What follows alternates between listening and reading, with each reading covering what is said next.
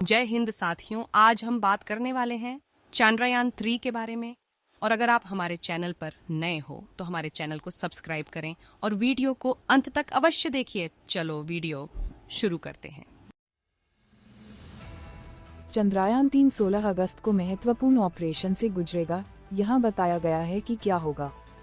16 अगस्त को महत्वपूर्ण ऑपरेशन में लैंडर विक्रम की कक्षा को 150 किलोमीटर की शुरुआती ऊंचाई से घटाकर 100 किलोमीटर करना शामिल होगा। 16 अगस्त को अगले पैंतरेबाजी के बाद लैंडर को डीबूस्ट धीमा होने की प्रक्रिया से गुजरना होगा और 23 अगस्त को चंद्रमा के दक्षिणी ध्रुवीय क्षेत्र पर एक नर्म लैंडिंग करनी होगी। चंद्रयान 3 के 16 अगस्त को चंद्रमा के चारों ओर एक महत्वपूर्ण ऑपरेशन से गुजरने की उम्मीद है। ऑपरेशन 16 अगस्त को सुबह 8:30 बजे IST से शुरू होने वाला है और इसमें लगभग 3 घंटे लगने की उम्मीद है। 16 अगस्त को अगले युद्धाभ्यास के बाद लैंडर को डीबूस्ट से गुजरने की उम्मीद है। चंद्रयान 3 भारत का तीसरा चंद्र मिशन 16 अगस्त को चंद्रमा के चारों ओर एक महत्वपूर्ण ऑपरेशन से गुजरने वाला है। भारतीय अंतरिक्ष अनुसंधान संगठन के अनुसार यह चंद्रमा की सतह से 100 किलोमीटर ऊपर एक महत्वपूर्ण पैंतरेबाजी करके कक्षा को कम करेगा।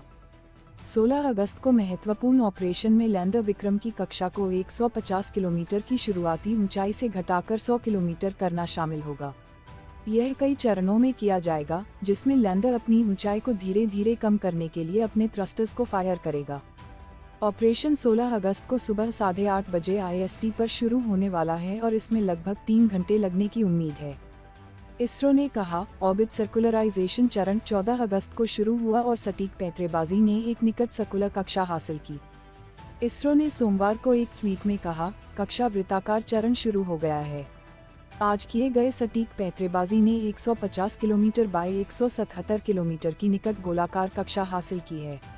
14 जुलाई को अपने प्रक्षेपण के बाद चंद्रयान 3 ने 5 अगस्त को चंद्र कक्षा में प्रवेश किया, जिसके बाद 6 और 9 अगस्त को 2 कक्षा कटौती युक्तियां की गईं।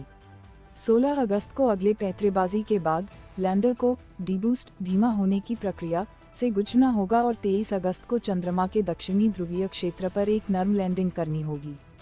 पिछले हफ्ते इसरो के अध्यक्ष एस सोमनाथ ने कहा था कि लैंडिंग का सबसे महत्वपूर्ण हिस्सा लैंडर के वेग को 30 किलोमीटर की ऊंचाई से अंतिम लैंडिंग तक लाने की प्रक्रिया है और अंतरिक्ष यान को क्षैतिज से ऊर्ध्वाधर दिशा में स्थानांतरित करने की क्षमता है।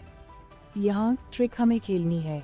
उन्होंने कहा, लैंडिंग प्रक्रिया की शुरुआत में वेग लगभग 1.68 किलोमीटर प्रति सेकंड है, लेकिन यह गति चंद्रमा की सतह के क्षैतिज है।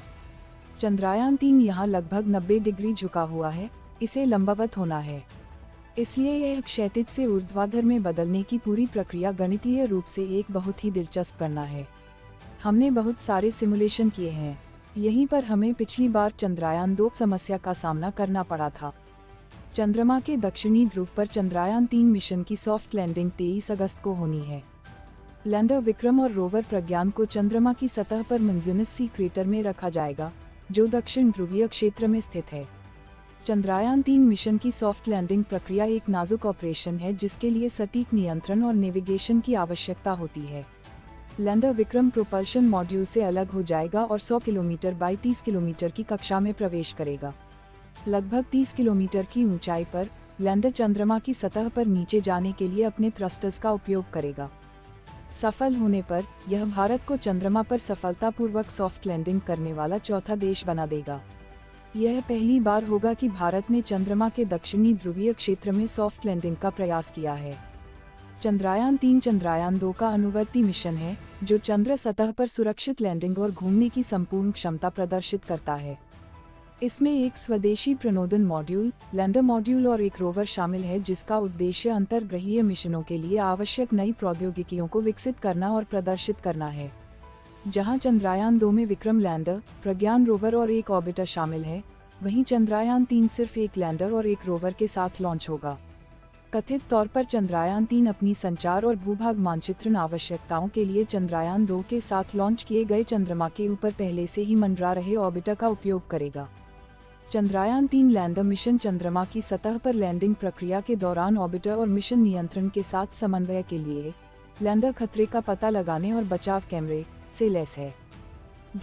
इसरो प्रमुख ने साझा किया कि लैंडिंग का क्षेत्र 500 मीटर x 500 मीटर से बढ़ाकर 4 किमी गुना 2.5 किलोमीटर कर दिया गया है। उन्होंने कहा, यह कहीं भी उतर सकता है, इसलिए यह आपको एक विशिष्ट बिंदु को लक्षित करने तक सीमित नहीं करता है। यह केवल नामात्र स्थितियों में एक विशिष्ट बिंदु को लक्षित करेगा। इसलिए यदि प्रदर्शन खराब है तो यह उस क्षेत्र के भीतर कहीं भी उतर सकता है। उन्होंने कहा कि चंद्रयान 3 में ईंधन भी अधिक है, इसलिए इसमें यात्रा करने या फैलाव को संभालने या वैकल्पिक लैंडिंग साइट पर जाने की क्षमता अधिक है।